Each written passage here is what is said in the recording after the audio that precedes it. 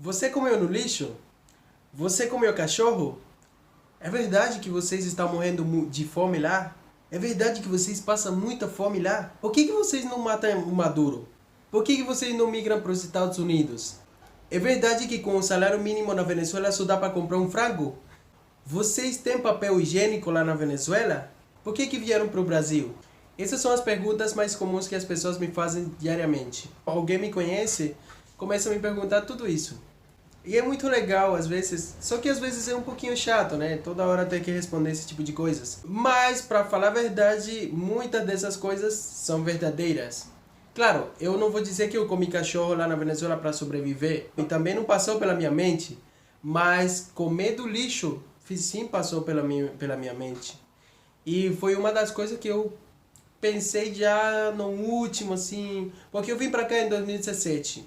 No ano 2017 estava no auge da maior crise lá na Venezuela, porque não tinha dinheiro para as pessoas comprarem, porque tinha que fazer muitas filas extremamente longas para poder sacar o dinheiro. E o dinheiro não rendia para nada. Aí com um salário mínimo, vamos supor uma diária, você comprava somente um ovo com um dia de trabalho. E isso é coisa que ainda acontece na Venezuela, ainda acontece hoje em dia. Só que a situação mudou um pouco. Porque devido à grande migração, que a gente somos quase 7 milhões de pessoas que estamos espalhados pelo mundo, a gente começa a mandar dinheiro para a Venezuela e lá agora está dolarizada a economia. Mas isso não quer dizer que a economia esteja bem, isso não quer dizer que a gente com dólar a gente é rico, não. Agora existe dólar, mas é impossível você ter um salário bom em dólar lá na Venezuela, a menos que você seja muito, sei lá, muito poderoso. Se você tiver um poder político, ou se você é dono de uma empresa, alguma coisa assim. E muitos socialistas utilizam esse argumento do dólar para dizer como assim? Um país socialista tendo como moeda oficial o dólar, que é do império. Realmente na Venezuela não existe a moeda oficial, o dólar. A moeda oficial da Venezuela é o bolívar. Mas quando eu falo de dolarização, eu falo de que as pessoas agora compram as coisas valorizadas no dólar devido a que a hiperinflação não permite você valorizar as coisas na moeda do seu país. Você valoriza numa outra moeda que seja mais estável. E as pessoas já perdem automaticamente confiança nessa moeda local e começam a utilizar o dólar como referência. Porque na economia, quando você tem uma moeda saudável, uma moeda estável, você vai utilizar ela e você vai confiar nela, até para poupar, até para fazer qualquer tipo de transação comercial. Já quando essa moeda perde muito valor e a moeda é instável, por trás dessa moeda existe uma hiperinflação gigante, você nunca vai querer utilizar essa moeda, você vai procurar outras moedas alternativas. O que acontece? Que o salário lá na Venezuela está valorizado no bolívar e não no dólar.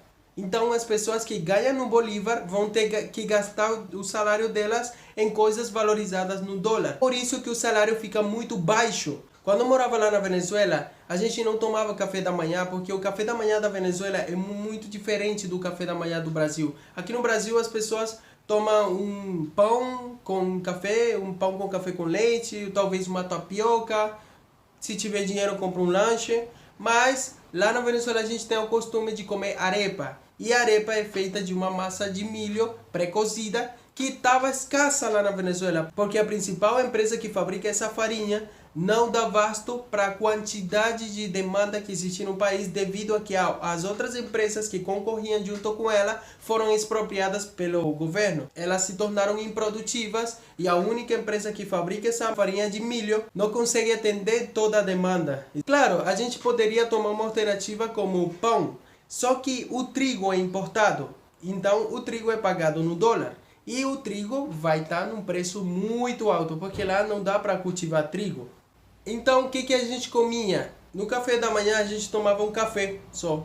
Já no almoço, como não tinha arroz, porque o arroz é importado também, porque quando o governo expropriou as empresas, cara, o governo expropriou tantas empresas que isso dá medo só de pensar a quantidade de empresas que foram expropriadas. Empresas até de fertilizantes, empresas que são essenciais na economia, porque qualquer agroindústria depende muito dos fertilizantes. Então, se não tem uma empresa de fertilizante, você vai ter que importar esses fertilizantes. Vai ter que colocar isso no preço de venda do seu produto. Mas lá sempre teve uma salvação para o povo, que era a mandioca, ou macaxeira, ou aipim. Porque lá, ao nível nacional, o terreno sempre foi bom para cultivar macaxeira, mandioca, aipim. Então, sempre teve isso. O que a gente fazia? A gente comprava meio quilo disso, né, de mandioca, ou a gente comprava de batata, também poderia ser, ou de abóbora. Mas se você for comprar 1 quilo de arroz, 1 quilo de macarrão, qualquer coisa, não dava. Não dava nem com o salário de um dia inteiro de trabalho, você comprava 1 quilo de arroz, 1 quilo de macarrão. Jamais. Ou você comprava um ovo, ou você comprava 1 quilo de mandioca, ou meio quilo de mandioca.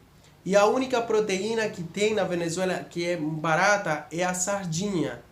Então a gente compra muita sardinha para comer todo dia. Todo dia comendo peixe e macaxeira, mandioca. Outra opção era comprar o milho cru, né, sem processar. E você fazia uma massa com ele. Você tinha que cozinhar ele e depois moer ele em casa para poder fazer arepa, que é o prato principal da Venezuela. A gente, em lugar de avançar para uma economia melhor, a gente ia se atrasando, a gente ia dependendo mais da agricultura.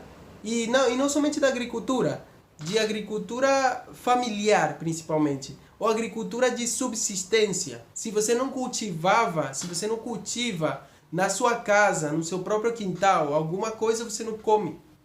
Nossa, eu vi muitas pessoas comendo até casca de banana. A casca de banana você consegue fazer comida com isso. Fazer tipo uma carne desfiada.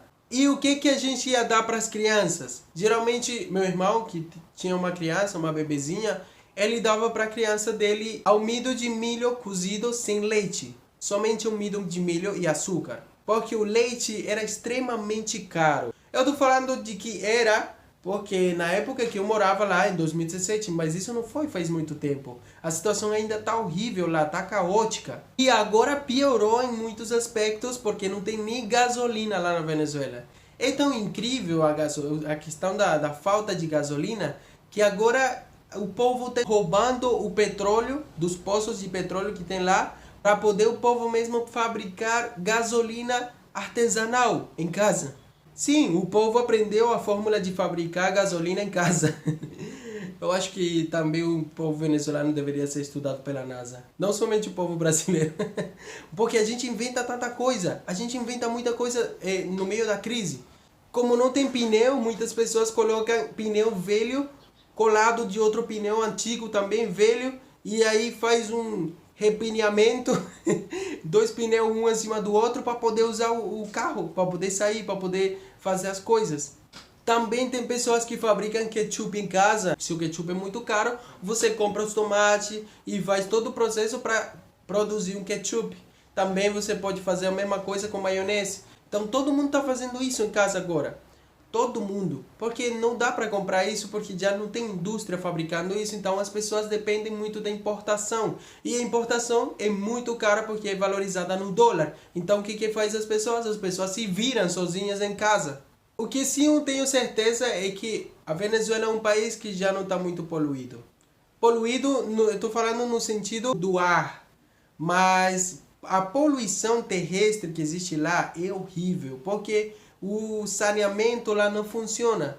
Tem muitos caminhões de asseio, né, que a gente chama de saneamento, que estão parados por causa de falta de gasolina, de falta de pneu, de falta de peças de caminhões que não tem importação de nada disso. Ou talvez tenha, mas é muito caro. As pessoas agora se viram tanto que estão começando a fabricar peças, utilizando artesania, fazendo qualquer coisa para poder botar para funcionar as coisas. E muitas das tecnologias ficaram congeladas no tempo.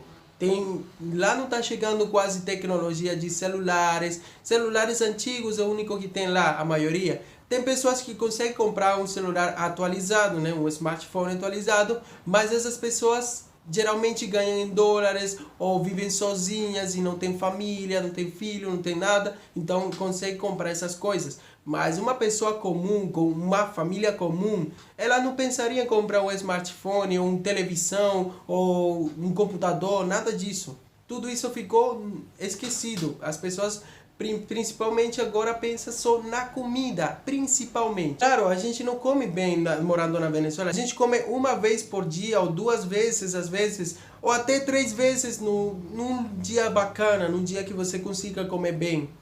Mas se tem que se esforçar demais para poder comer bem. E também tem que se acostumar a que a água vai vir cada 2 semanas e você tem que encher os tanques. Se não tiver tanque, vai ter que se virar de qualquer jeito.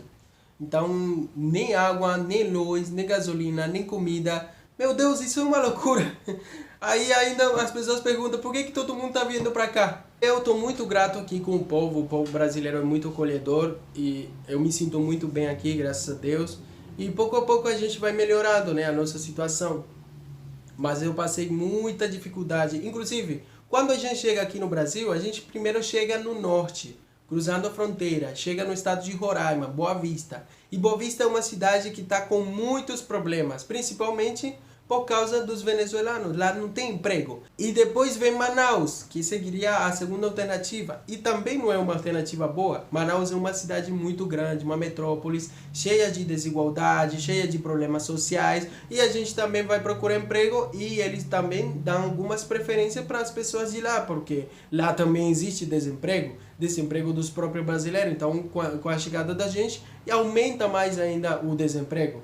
Então, a alternativa mais viável é a gente ir para o sul, viajar para o centro-oeste, para o sudeste, que são as zonas mais produtivas do país, onde geralmente até as pessoas do norte e do nordeste migram também. Mas voltando ao tema da Venezuela, se a gente for falar de produtos de higiene na Venezuela, a gente está falando de luxo, porque nem qualquer pessoa consegue comprar um shampoo para o cabelo.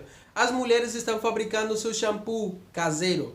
Então, estão se virando lá, todo mundo tem que se virar com algo. O creme dental também muito caro, então você tem que economizar demais o creme dental. Tem que usar só um pouquinho assim, colocar na escova e se virar. Para ele render pelo menos uns 6 meses. Sabonete, a gente usa até sabão de qualquer jeito.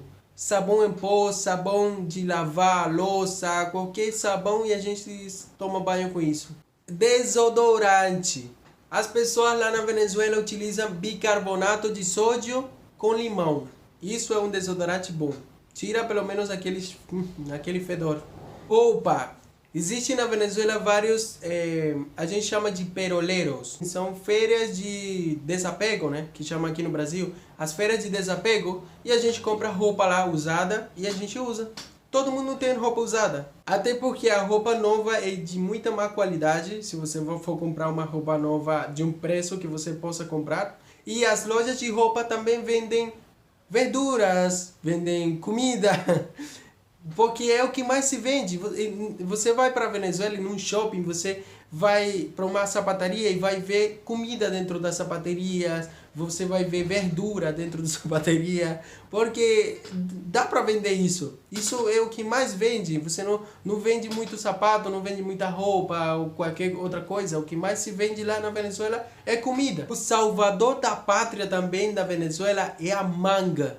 A gente come muita manga com aquele gosto, com aquela vontade, porque a manga está salvando muitas pessoas da fome na Venezuela. Graças a Deus tem muita manga lá. Porque é um país caribenho, né? É quente. Tem árvore de manga em todo canto. Ainda tem muitas coisas mais para contar para vocês sobre o que acontece na Venezuela e como é viver na Venezuela. Mas eu acho que esse vídeo já está suficiente por hoje. E a gente se vê no próximo vídeo. Eu vou seguir falando sobre muitas coisas mais. Deixe aqui nos comentários qual o tema que vocês querem que eu aborde em algum outro vídeo sobre como é viver na Venezuela ou como são as nossas impressões aqui no Brasil, beleza? Muito obrigado, tchau, tchau!